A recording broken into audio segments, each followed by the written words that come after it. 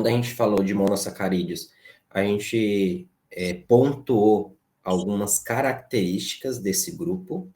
Características essas que a gente falou que eles eram o açúcar mais simples, ou seja, ele seria a menor molécula quando falamos em carboidratos. Falamos que eles não se hidrolisam, ou seja, não se divide, porque ele já é a menor partícula. Falamos que ele tem a característica de formar isômeros. Falamos também da natureza química, que pode ser uma aldose ou uma cetose. Pontuamos que ele pode apresentar uma forma linear ou uma forma cíclica. E também que ele pode ser classificado de acordo com a quantidade de carbonos na cadeia principal. Se esse carboidrato tiver 3 carbonos na cadeia principal, vai se chamar triose, 4 tetrose, 5 pentose e 6 hexose. Então, isso foi o que a gente falou das características dos monossacáridos no dia de ontem. E também falamos um pouquinho sobre os derivados, né? Que são 5 derivados de monossacarídeos. Podemos ter os aldítoles, os desoxiaçúcares, os aminoaçúcares, os açúcares ácidos e os açúcares esterificados. Então, esses são os 5 tipos de derivados de monossacarídeos. Quando a gente fala em monossacarídeo, então eu disse que é uma molécula única de açúcar. Essa molécula única, ela pode se ligar a outras, né, e formar compostos maiores, que seriam os disacarídeos, oligosacarídeos ou polissacarídeos. O meio que essa molécula vai utilizar para se ligar a outra, a gente chama de enlace glicosídico, ou seja, se eu tenho um monossacarídeo e ele vai se unir a outro monossacarídeo, essa união que é feita entre eles, a gente chama de enlace glicosídico, tá? Então, enlace glicosídico nada mais é do que a união que há entre duas moléculas de monossacarídeos ou mais moléculas, né? Entre duas ou mais moléculas de monossacarídeos que vai formar os compostos maiores, né? De sacarídeo, oligosacarídeo ou polissacarídeo. Esse enlace glicosídico, ele pode ser representado de duas formas, e chamamos de enlace O-glicosídico, quando essa ligação entre duas moléculas de açúcar, entre dois monossacarídeos, ela é mediada por um grupamento, por um oxigênio, que está representado aqui nessa imagem. Então, o enlace O-glicosídeo, o O ele vem de oxigênio, então é uma ligação entre dois monossacarídeos, e essa ligação ela é mediada por um oxigênio, ou seja, vai ter um oxigênio ali no meio dessa ligação. Por isso que se chama ligação O-glicosídica, certo? Quando falamos de ligação N-glicosídica, o que eu estou querendo dizer? Que essa ligação ela é mediada por um nitrogênio e não como um oxigênio como a anterior. Nesse caso aqui, vai ter a ligação de um açúcar com um nitrogênio. E geralmente, essa ligação ela ocorre quando esse carboidrato ele vai estar ligado a um aminoácido de uma proteína, ou quando ele vai estar ligado a uma base nitrogenada, que a gente vai ver quando estudar nucleotídeos, que existe, né, o açúcar lá do nucleotídeo, a pentose do nucleotídeo, que pode ser uma ribose ou uma desoxirribose. Esse açúcar, ele vai estar ligado a uma base nitrogenada através de uma ligação do tipo N-glicosídica. Então, ligação do tipo N-glicosídica é uma ligação mediada por um nitrogênio e sempre vai fazer a ligação de um açúcar com o aminoácido de uma proteína ou de um açúcar com a base nitrogenada, por exemplo, do nucleotídeo, tá? Então, esses vão ser os dois tipos de ligações que pode ter para formar os complexos maiores, quando falamos de carboidrato. Então, para formar um disacárido, oligosacárido ou polissacárido, são esses dois tipos de ligação que podem estar presentes, tá? Mas, de uma maneira geral, a ligação entre os carboidratos, ela se chama enlace glicosídico. Aí ele se subdivide em dois, enlace O-glicosídico e enlace N-glicosídico.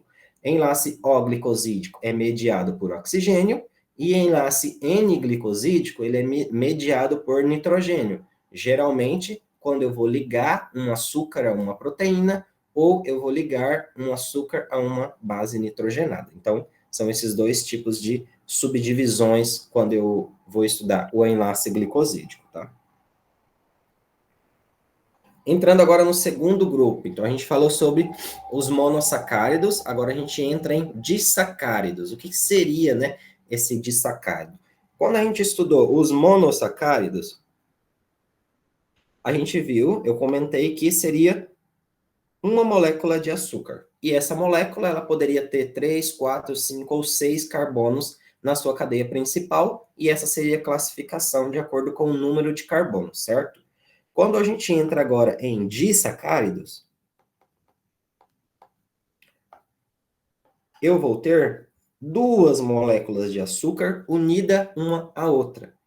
E essa união nada mais é do que uma ligação ou um enlace glicosídico. Entretanto, quando eu falo de disacárido, é exclusivamente um enlace do tipo O-glicosídico, certo? Então, essa união entre os dois monossacáridos que vai formar um disacárido, nada mais é do que um enlace glicosídico do tipo O-glicosídico, ou seja, ela é mediada por um grupamento oxigênio, que seria este aqui, certo? Então, um disacárido nada mais é do que a união entre dois monossacáridos, ou duas moléculas de açúcar, certo? Quando a gente fala dos tipos de disacarídeo, existe três que são mais importantes quando a gente fala de disacáridos. Geralmente, isso daqui também ela cobra na prova dela. O que vocês têm que saber? Quais os três principais, né? Então, teremos como principal a lactose, a sacarose e a maltose. Vocês têm que saber como é formado esses disacáridos. Vocês já sabem que por ser um disacarídeo, ele vai ser formado por dois monossacarídeos, ou duas moléculas de açúcar. Mas quais moléculas de açúcar? É isso que vocês têm que saber. Então, uma lactose, ela é formada quando eu vou juntar uma galactose mais uma glucose. Então, quando eu junto dois monossacáridos, que seria a galactose e a glucose, juntei os dois, eu vou ter uma lactose, certo? A maltose nada mais é do que a junção de duas moléculas de glicose. Então, eu vou juntar duas moléculas de glicose e vou ter uma maltose. E quando eu falo de sacarose, eu vou juntar uma molécula de glicose mais uma molécula de frutose. Então, essas junções vocês têm que saber. Que ela pode perguntar, por exemplo, a junção de uma galactose e uma glucose. Eu vou ter a formação de um disacarídeo, tipo, e aí vai ter as opções, ou vocês vão ter que escrever, né, lactose. Então, é bom saber como é formado cada um desses três principais. Então, como é formada a lactose? Uma galactose e uma glucose. Como é formada a maltose? Duas glucose. E como é formada a sacarose? Uma glucose e uma frutose. É interessante saber como é formado cada um e saber que a ligação, essa ligação que está aqui, ó, entre, é uma ligação do tipo O-glicosídica, ou seja, é mediada por um oxigênio, tá? Exclusivamente O-glicosídica. E agora a gente entra nos oligossacáridos. Então, oligossacáridos é aquela substância, né, aquele açúcar, que ele vai ter a união de 3 a 10 monossacáridos. Então, já é uma correntinha, digamos assim, maior. Então, eu vou ter a união de 3 a 10 monossacáridos. Então, é como se tivesse vários monossacáridos unidos. E, nesse caso aqui, a união não necessariamente ela é somente do tipo O-glicosídica. Aqui podemos apresentar tanto ligação do tipo O-glicosídica, como ligação do tipo N-glicosídica. Então, nesse caso aqui, podem estar presentes os dois tipos de ligação, certo? Geralmente, os oligossacáridos, eles não se apresentam de forma livre. Eles sempre estão unidos a alguma coisa. E, geralmente, eles vão estar unidos a proteínas ou a lipídios. Quando eles estão unidos a proteínas, eles formam uma estrutura que chamamos de glicoproteínas. Quando eles estão unidos a lipídios, formam uma estrutura que chamamos de glicolipídio. Tá? Essas duas estruturas, elas estão presentes na membrana plasmática das células e são extremamente importantes para proporcionar a comunicação e a interação celular. Então, eles são os açúcares que estão presentes na membrana plasmática, são do tipo oligossacárido, e eles são responsáveis por promover esse processo de comunicação e reconhecimento e interação celular.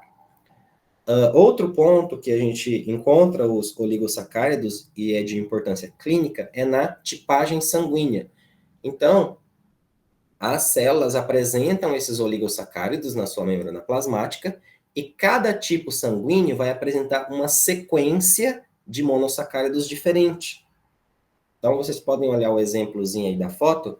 O tipo O é diferente. Os tipos de açúcar presente nesse carboidrato do tipo O é diferente dos que estão presentes no tipo A, que é diferente do que estão presentes no tipo B.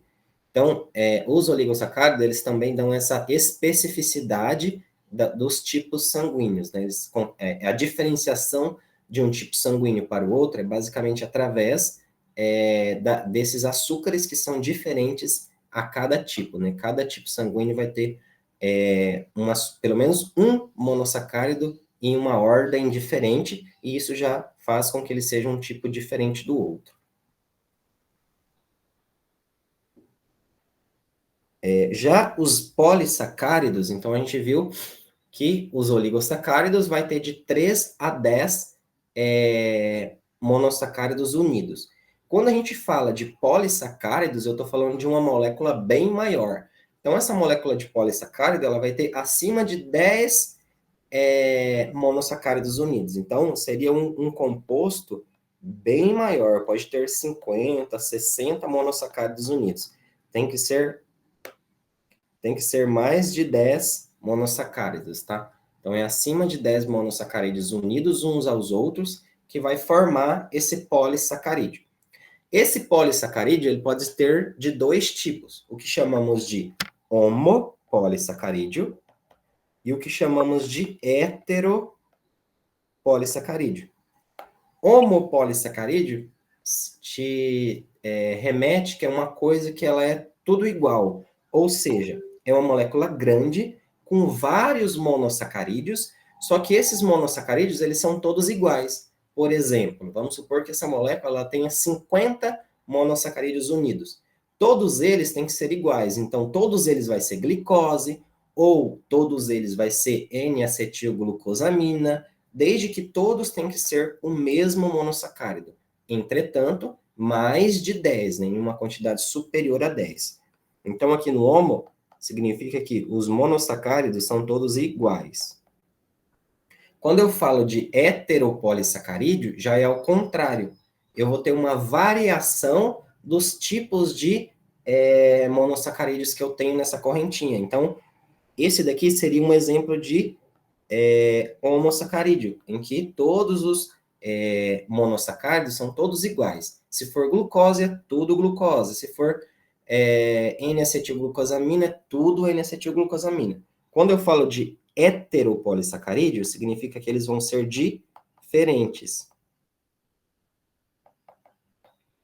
Então, eu já teria, por exemplo, uma glucosa, depois eu teria um N-acetilglucosamina, depois eu posso ter outro outra glucosa, depois uma N-acetilglucosamina, outra N-acetil, outro N-acetil, depois uma glucosa. Então, desde que tem essa variação, já me classifica como heteropolissacarídeos, entendeu? Eu vou ter uma molécula grande, com vários monossacarídeos, e esses monossacarídeos, eles vão ser variados. Pode ter vários misturados ali nessa corrente, certo?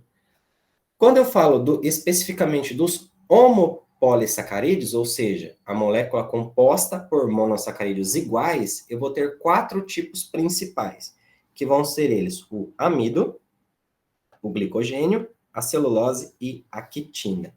E qual será o monossacarídeo de cada um deles, né? Então, quando eu falo amido, significa que é uma molécula grande composta somente por glicose.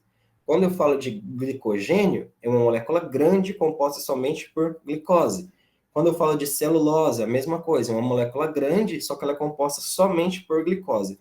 E quando eu falo de quitina, é uma molécula grande que é composta somente por N-acetilglucosamina. Então, esses homopolissacáridos também, ela costuma perguntar em prova, e tem que lembrar que são moléculas grandes, compostas por somente um tipo de monossacárido. E aí, no caso do amido, é somente glicose, glicogênio somente glicose, celulose somente glicose, e a quitina é somente N-acetilglucosamina.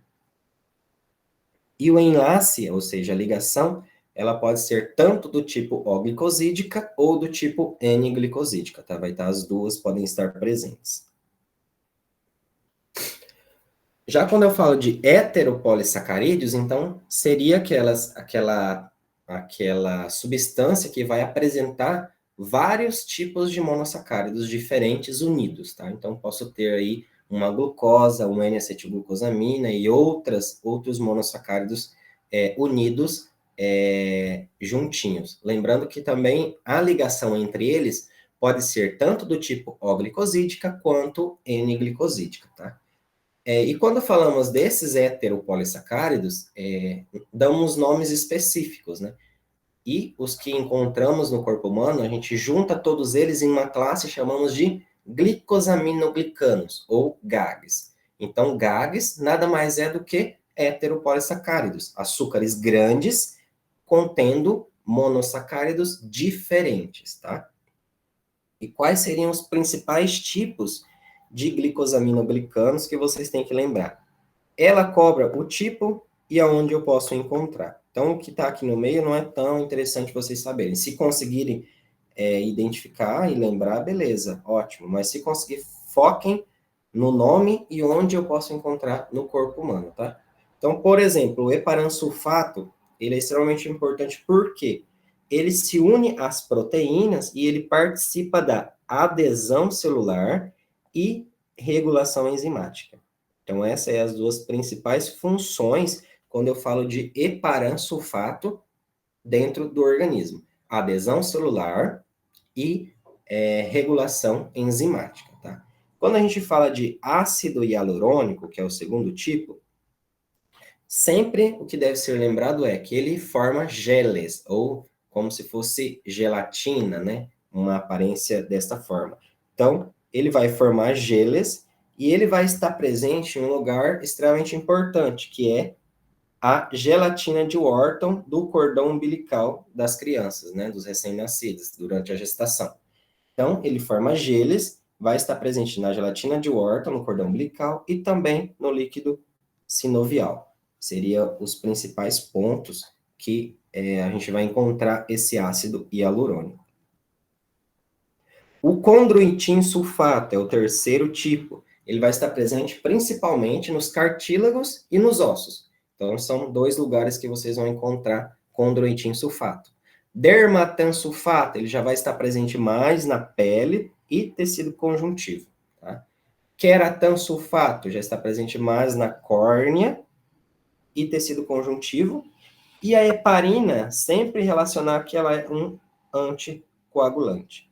Então, a heparina, ela atua, né, como anticoagulante. Então, sempre lembrar do nome e da função ou do nome do lugar que vocês conseguem, pode ser encontrado esse GAG, tá?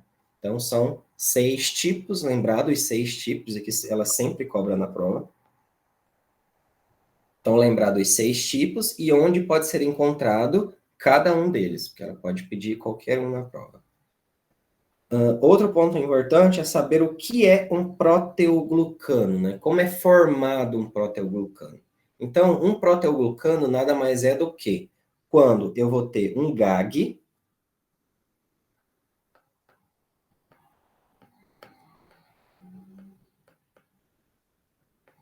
eu tenho um GAG, e esse GAG ele vai se unir a uma proteína, ou vários GAGs vão se unir a uma proteína.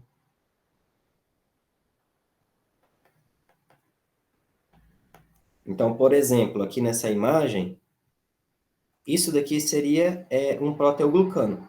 Eu tenho em azul, aqui no centro, uma proteína,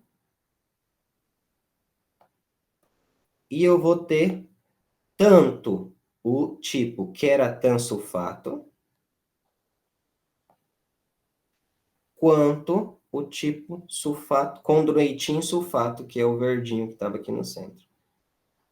Então, é como se eu pegasse, juntasse um glicosaminoglicano com uma proteína, e essa nova estrutura que é formada, eu chamo ela de proteoglucano. Então, proteoglucano nada mais é do que juntar um glicosaminoglicano com uma proteína, tá? E que a gente finaliza a parte de carboidratos.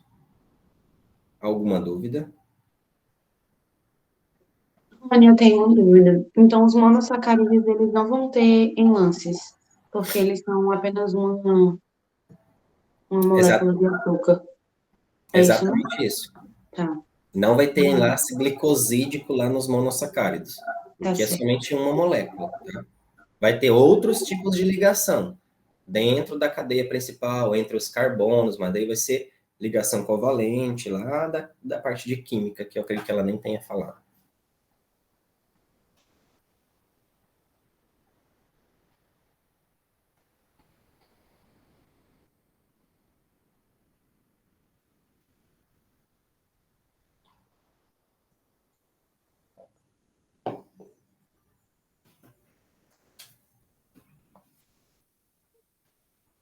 Falando um pouquinho agora de ácidos nucleicos. Então, os ácidos nucleicos nada mais é do que partículas menores, né, que vai formar o nosso DNA e o RNA. Por isso que é de extrema importância biológica, porque o DNA, ele armazena as informações genéticas, armazena as informações para estar realizando a síntese de proteínas. Então, por isso ele é extremamente importante, está protegido lá dentro do núcleo, guardadinho, tá? Todos os seres vivos, eles apresentam pelo menos um tipo de ácido nucleico. Então, ou apresenta DNA, ou apresenta RNA, ou apresenta os dois, certo? Quando eu falo nessa frase dogma central da biologia, o que eu quero dizer? Eu estou falando de todo o processo que vai desde ter uma fita de DNA até eu conseguir formar uma proteína. Esse seria o dogma central da biologia. Então, é o processo em que uma fita de DNA ela é transcrita, tem uma fita de DNA. Essa fita de DNA, ela passa por um processo de transcrição e eu vou ter, então, depois desse processo, uma fita de RNA. É como se eu pegasse um pedaço da fita de DNA e realmente transcrevesse as informações, e isso é um processo enorme, com várias proteínas envolvidas, tá? E vou ter, como resultado final desse processo, uma fita de RNA. Esse aqui, eu estou dentro do núcleo. Isso aqui acontece no núcleo. Esse RNA, que chamamos de RNA mensageiro, ele tem a característica de conseguir sair do núcleo. Então, esse RNA mensageiro, ele vai sair do núcleo e ele vai para o citoplasma da célula. Quando ele chega no citoplasma da célula, ele vai encontrar lá os ribossomos, os RNA ribossomais e os RNAs transportadores. E, a partir de então, esses três trabalham em conjuntos e vai ocorrer um processo chamado de, agora, tradução, em que as informações dessa fita de RNA, elas vão ser traduzidas e vão ter como resultado final a formação de uma proteína. Então, o processo de tradução, ele acontece no citoplasma da célula, quanto o processo de transcrição acontece no núcleo da célula. Então, isso aqui acontece no citoplasma. No citoplasma da célula, certo? Então, esse seria o dogma central da biologia, o processo que vai desde eu ter uma fita de DNA e chegar à formação de uma proteína. Então, o DNA ou o RNA, ele é formado a partir de partículas menores, assim como os carboidratos, né, os polissacáridos, eles eram formados a partir de monossacáridos unidos. O ácido nucleico, a fita, né, de DNA, também ocorre a mesma coisa.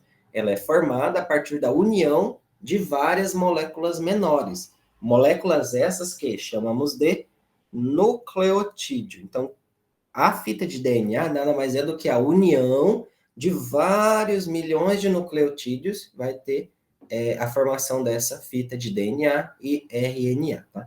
E como é formado? Quais as estruturas que eu vou ter nesse nucleotídeo? Então, esse nucleotídeo ele vai me apresentar um grupamento fosfato, ele vai me apresentar um açúcar, e ele vai me apresentar uma base nitrogenada. Então, eu vou ter 3 compostos que vão se unir e vão formar o que chamamos de nucleotídeo. Um grupamento fosfato, uma pentose, que seria um açúcar, e uma base nitrogenada, certo? Vamos estudar individualmente cada uma dessas 3 partes. Primeiramente, vamos ver a diferença entre um nucleotídeo e um nucleosídeo, tá? Qual a diferença que eu vou ter entre eles? Quando eu falo de nucleotídeo, eu estou falando de uma molécula mais complexa ou mais completa, né? Então, seria um composto que ele vai ter uma molécula, né, que vai ter uma base nitrogenada, vai ter um açúcar e vai ter o grupamento fosfato aqui do ladinho. Quando essa molécula ela apresentar somente um grupamento fosfato, eu vou chamar ele de nucleotídeo monofosfato. Quando essa molécula apresentar 2 fosfatos, eu vou chamar ela de nucleotídeo difosfato. E quando essa molécula ela apresentar 3 grupamentos fosfatos, eu chamo ela de nucleotídeo trifosfato. Então, essa seria a nossa molécula de nucleotídeo. Pode ser monofosfato, difosfato ou trifosfato. Quando eu falo de nucleosídeo, eu estou falando de uma molécula que ela não apresenta grupamento fosfato. É como se eu tivesse somente a base, que seria uma base nitrogenada, e o meu açúcar. Eu não vou ter aqui grupamento fosfato. Então, falta fosfato. Não tem fosfato no nucleosídeo. Então, essa é a principal diferença. Nucleotídeo tem os grupamentos fosfato e nucleosídeo não apresenta grupamento fosfato. É somente a base nitrogenada e o grupamento açúcar, né? Falando agora da nossa molécula do nosso nucleotídeo, falando de cada uma das partezinhas. Então, falamos que ele compõe um grupamento fosfato, compõe um grupamento açúcar e compõe uma base nitrogenada.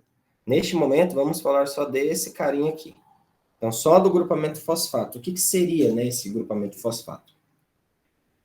O grupamento fosfato, qual é a importância dele? Que ele vai permitir, através dele, que acontece a ligação entre um nucleotídeo e outro, e vai assim formando a fita de DNA ou de RNA. Então, aqui estaria o grupamento fosfato entre 2 nucleotídeos. Então, aqui eu tenho um nucleotídeo, aqui eu tenho outro nucleotídeo. Como se fosse isso um nucleotídeo. Aqui eu já teria outro nucleotídeo.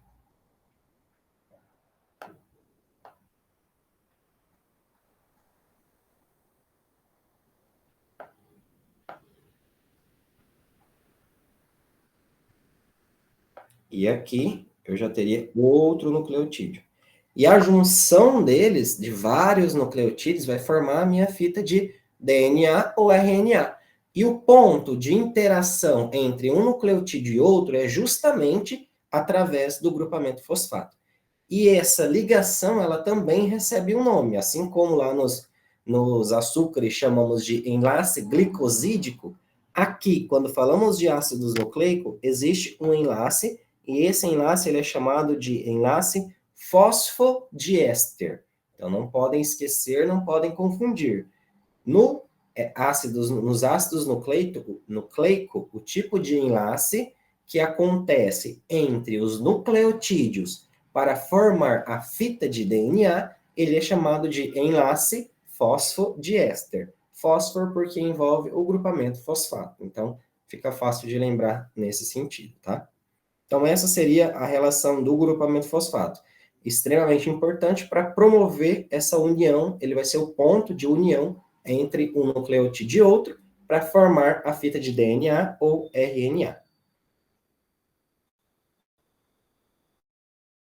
Quando a gente fala do açúcar, né? Açúcar, agora a gente vai estar falando desse carinha aqui do meio. Então, quando a gente fala do grupo de carboidrato, do açúcar que está presente na molécula de nucleotídeo. Esse açúcar, ele é do tipo pentose. Então, como a gente já falou lá no início, pentose nada mais é do que um monossacarídeo que possui 5 carbonos na sua cadeia principal. E nesse caso aqui, ele ainda apresenta a forma cíclica. Lembra que a gente falou também que os monossacáridos podem apresentar forma linear ou forma cíclica? Aqui é uma pentose e ela apresenta uma forma cíclica, tá? Então, nada mais é do que um monossacárido de 5 carbonos na cadeia principal. Esse açúcar, essa pentose, ela pode estar representada de duas formas. Ela pode estar representada da forma de desoxirribose. O que aconteceu aqui na desoxirribose? A molécula de açúcar, ela perdeu um oxigênio aqui do carbono 2. Era OH, agora ele está somente com o hidrogênio.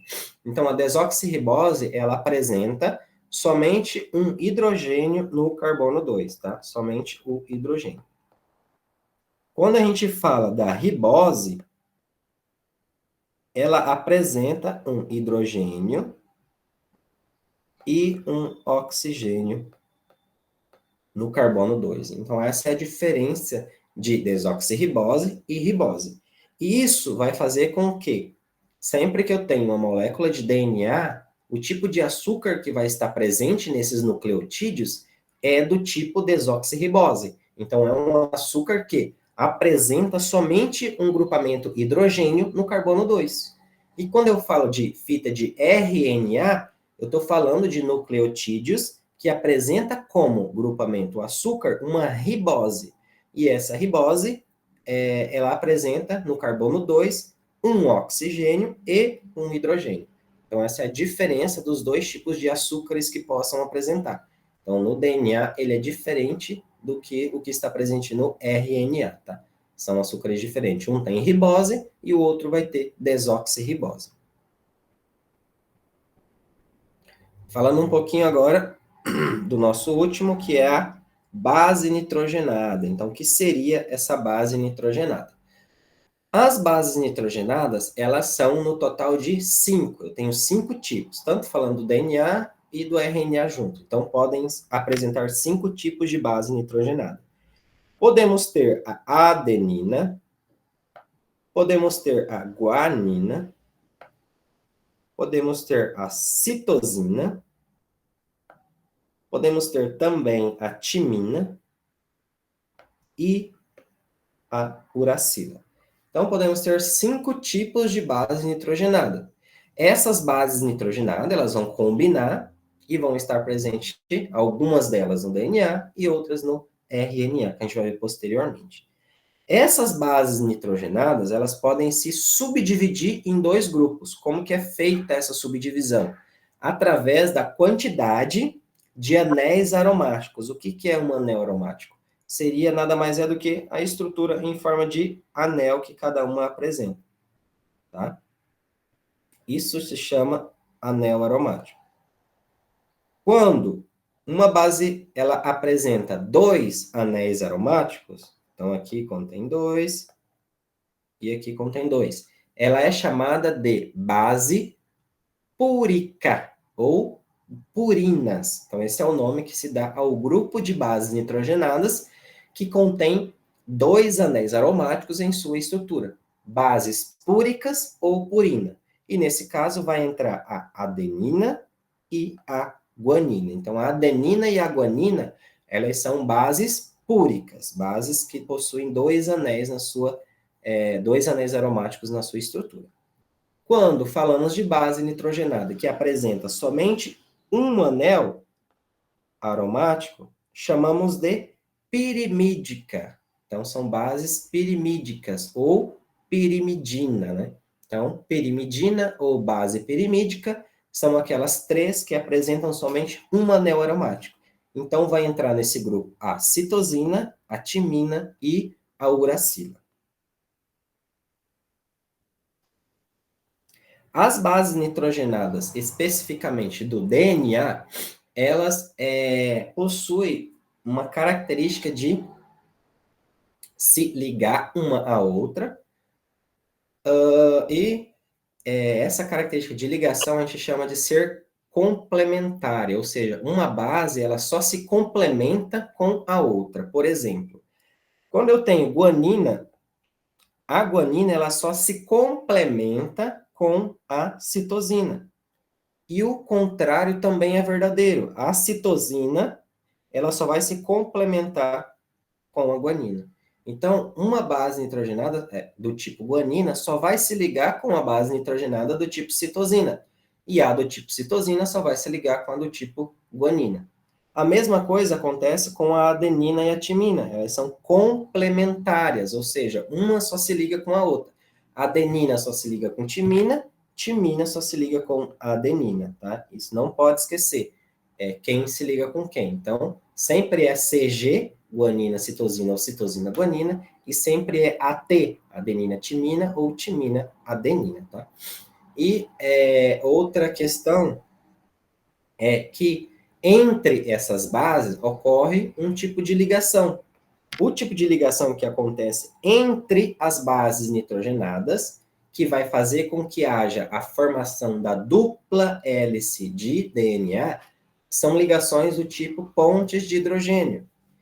E entre as bases nitrogenadas, ocorre números diferentes de ligações do tipo ponte de hidrogênio. Por exemplo, entre uma guanina e citosina, eu vou ter a junção de 3 pontes de hidrogênio. 3 pontes de hidrogênio. Quando eu falo da adenina e da timina, eu vou ter a formação somente de 2 pontes de hidrogênio. Por isso que se fala que uma ligação entre a guanina e a citosina, ela é mais resistente do que a ligação entre uma adenina e uma timina. Por quê? Ela apresenta mais pontes de hidrogênio. Então, eu preciso gastar mais energia para quebrar uma ligação entre guanina e citosina do que entre adenina e timina, por conta dessa diferença da quantidade de ligações que existe, da quantidade de pontes de hidrogênio que há entre as duas bases, certo? Então, a ligação entre guanina e citosina, ela é mais estável do que a ligação entre adenina e timina, tá? Então, geralmente essa é a pergunta dela. Qual tipo de ligação é mais estável? Então, sempre a ligação que é mais estável, a união, né, das bases que é mais estável, é a que apresenta um maior número de pontos de hidrogênio. Nesse caso, a mais estável vai ser a união representada entre guanina e citosina. Então, guanina e citosina mais estável porque apresentam um maior número de pontos de hidrogênio. 3. Timina e adenina é menos estável porque apresenta somente 2 pontes de hidrogênio entre elas, tá? E a diferença entre uma molécula de DNA e de RNA está justamente, além do açúcar, né, e além de algumas outras diferenças, mas falando somente de base nitrogenada, A diferença das bases nitrogenadas entre DNA e entre RNA é justamente a troca de uma timina. A timina ela vai estar presente no DNA e ela é substituída por uma uracila. Então, a uracila ela vai estar presente no RNA. Então, no RNA, eu não vou ter timina, e sim vou ter uracila, adenina, citosina e guanina. Eu não tenho timina quando eu falo de fita de RNA.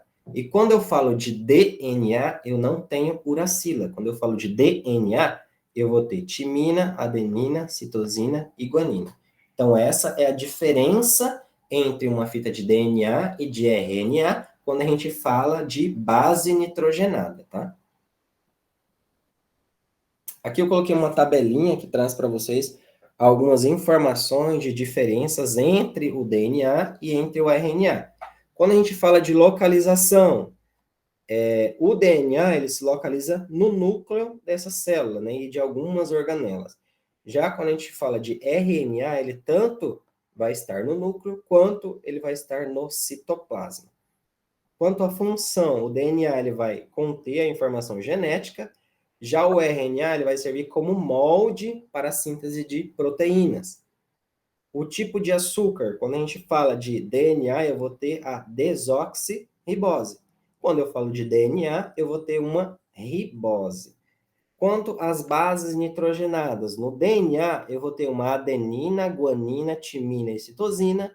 E quando eu falo de RNA, eu vou ter uma adenina, uracila, guanina e citosina. Então, a diferença é justamente a troca da timina pela uracila. Quanto ao grupamento fosfato, ele é igual, tanto no DNA quanto no RNA, ele vai apresentar esse grupamento fosfato, que vai estar ali no meio e promovendo a interação, né, a ligação entre um nucleotídeo e outro, que é chamado de enlace fosfodiéster. E algumas outras informações que o DNA ele vai formar, né, essa cadeia helicoidal com o giro à direita, e essa dupla, né, dupla fita de DNA é proporcionada através das uniões do tipo pontes de hidrogênio. Então, essa união entre as bases nitrogenadas proporciona que o DNA ele tem essa característica de dupla hélice, tá? E lembrar também que as fitas de DNA, elas são antiparalelas e complementares. E quando a gente fala de RNA, ele é uma fita única, então não tem muitas outras características. Aqui é um pouquinho dos tipos de RNA que podem ser encontrados, tá? Então, vai ter o RNA mensageiro, que é aquele responsável por trazer a mensagem. Então, ele vai sair lá do núcleo, ele é codificado lá no núcleo da célula, e ele vai trazer essa informação. Para que serve a informação que um RNA mensageiro traz? Para a síntese de proteína. Então, ele vai lá no núcleo, é feita a transcrição de um pedacinho do DNA em RNA. Esse RNA ele sai do núcleo com essa informação, vai lá para o citoplasma. Lá no citoplasma, ele vai encontrar RNAs do tipo transferidor ou transportador, junto com os RNAs ribossomais. Então, os RNA ribossomal e o RNA transportador, ele vai estar presente lá no citoplasma da célula. E os três, em conjunto, vão interagir, que é um processo chamado de tradução, que a gente vai estudar provavelmente em genética, e esse processo de tradução vai ter como resultado final a formação de proteínas, tá? Então, é a forma que as proteínas são sintetizadas. Então, vai precisar de um RNA mensageiro, um RNA transportador e um RNA ribossomal. Então, são os três tipos de RNA que podem ser encontrados nas células, tá? E aqui a gente tem um exemplo de uma pergunta que sim ou sim cai na prova dela. Vou fazer um modelo.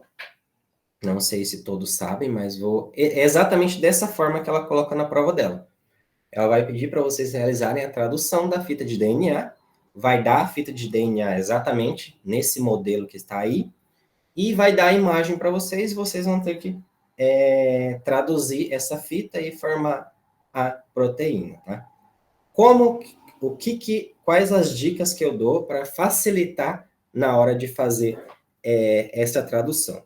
Primeiramente, vocês pegam essa fita que ela der e vocês vão dividir ela de 3 em 3 letras, ou formar um códon, que a gente chama, né? Então, vai formar os códons, que ele é formado de 3 em 3 letras. Então, esse seria o primeiro passo. Então, você vem aqui, divide de 3 em 3.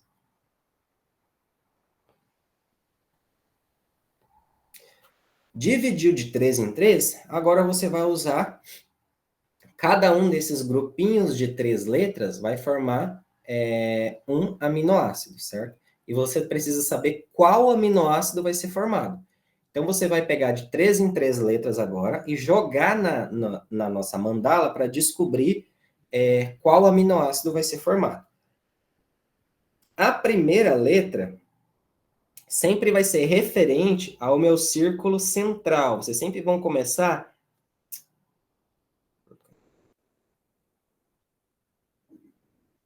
Vocês sempre vão começar do centro para a extremidade.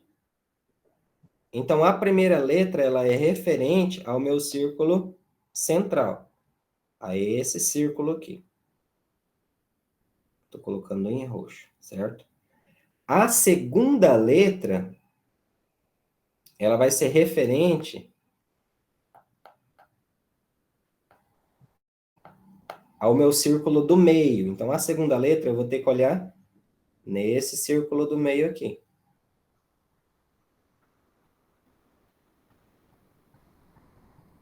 A terceira letra, ela é responsável pelo meu círculo da extremidade. Então, é esse fininho aqui da extremidade que vai corresponder à minha terceira letra, certo?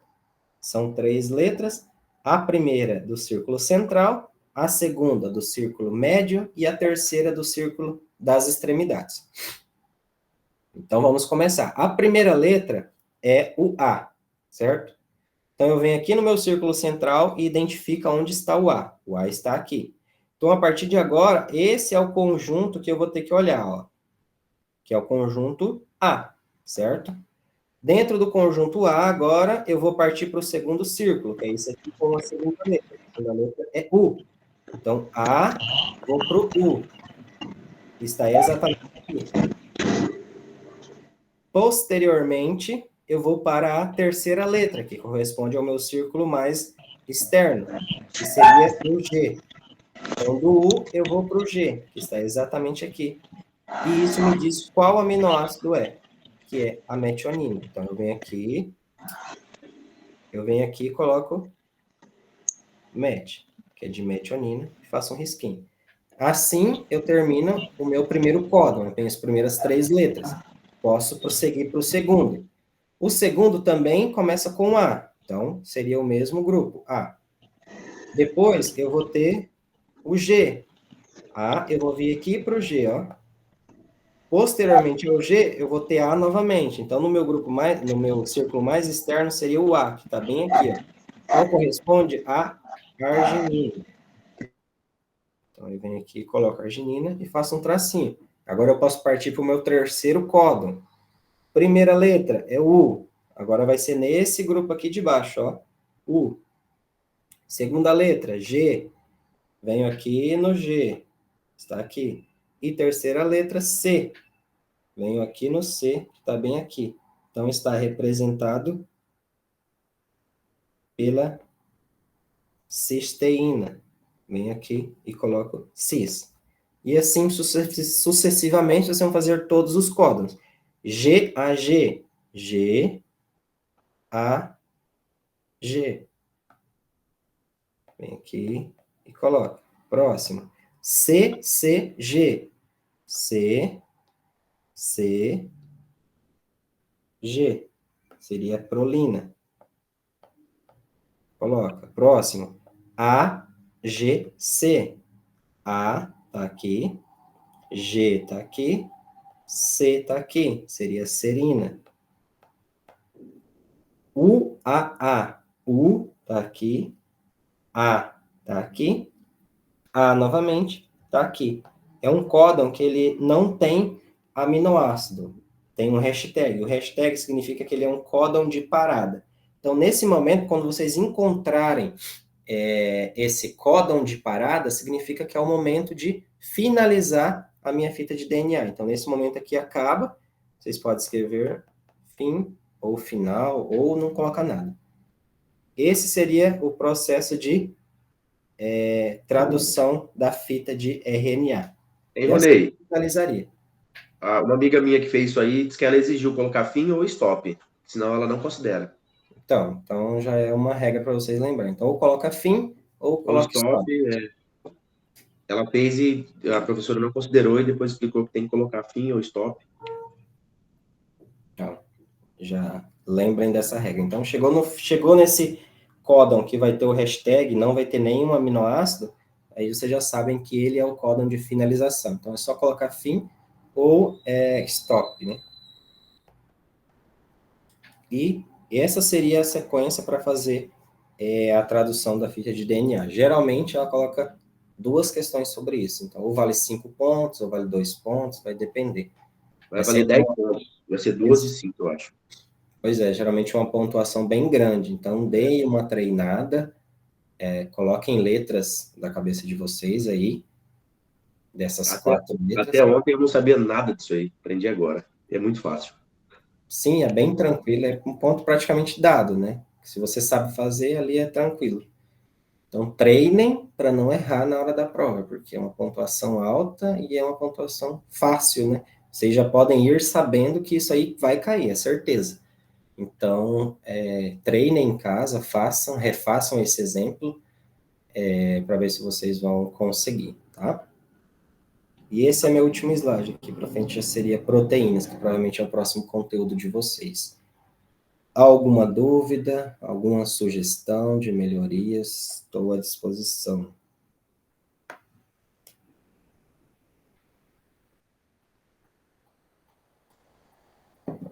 Alguém levantou a mão? Pode falar.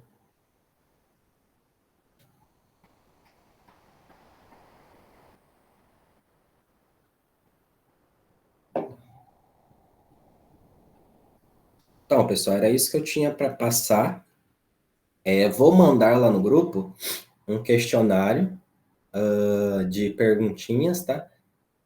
Às vezes você já fizer alguma daquelas perguntas, é uma junção de algumas que eu fiz, outras eu peguei de alguns questionários dela, que eu sei que caem na prova, perguntas semelhantes àquelas.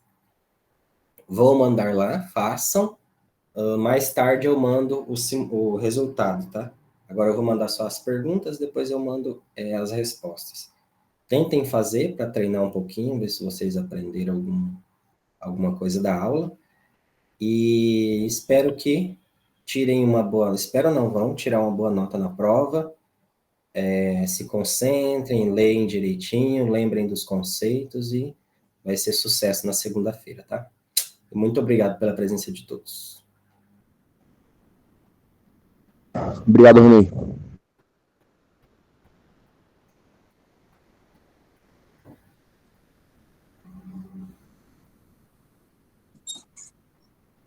Obrigada, viu, Rony?